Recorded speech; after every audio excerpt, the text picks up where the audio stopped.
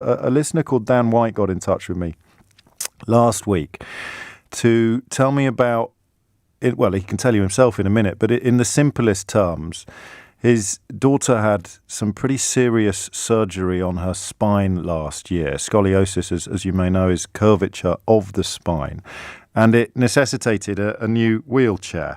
And Dan joins me now to take up the story. What happened next, Dan? Well, the first thing that the surgeon said to us upon release was that it's imperative you get Emily a new chair to help strengthen the surgery, because as the surgery took place, the muscles in her back, which were used to pulling her in one direction, was still pulling. And now they're pulling against titanium rods in her spine. So we went along, we ordered the new wheelchair. Emily picked the colour, she was measured and everything like that. And everything was put in situ. And then we waited and we waited. We put after phone call in, and eventually we had a phone call one early morning from the supplier to say everything is proceeding, but there's a issue with it. The spare parts we need to finish the chair are being held up. And of course, we asked what the hold-up was, and he just said the one word, which was Brexit.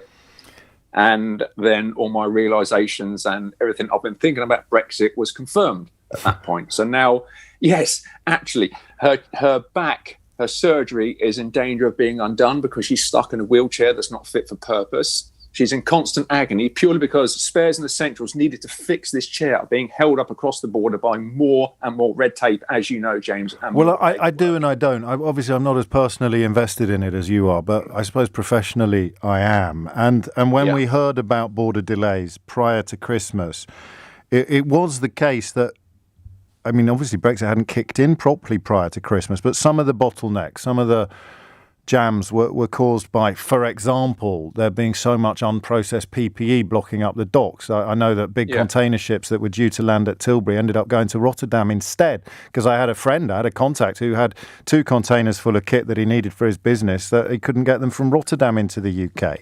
So your supplier is not a Brexit expert. How can we be confident that is the reason why these parts aren't yet coming into the country?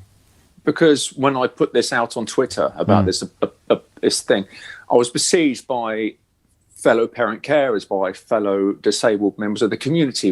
I had a wonderful amputee model, who's a very good friend of mine. She had blood clot surgery last year where they removed another portion of her knee, and she was urgently waiting for a prosthetic limb. It sounds ridiculous to say it, but her limb is stuck in transit at the minute. And because she can't have that limb, she's in danger of having more blood clotting on her legs. I've had people saying whole power chairs are still waiting to come into the country. These are people who need these power chairs because they cannot move without a power chair. If you've outgrown your wheelchair, you've outgrown it. People cannot sit in a wheelchair. It has to be specifically manufactured to their needs.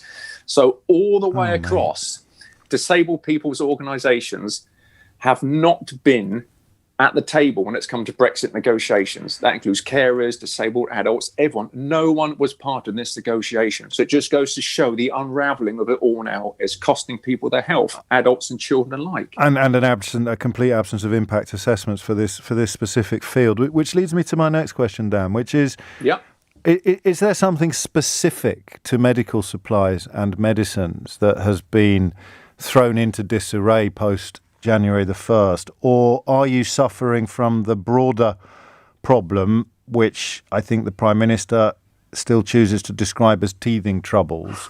Only time will tell. Are you suffering from a broader problem that would affect all imports, or is there a specific problem for medical supplies and medicines? There is a broader problem. I mean, for instance, there's a thing called bedrolite oil, which helps epileptic children, helps control their seizures. It's essentially a life-saving drug.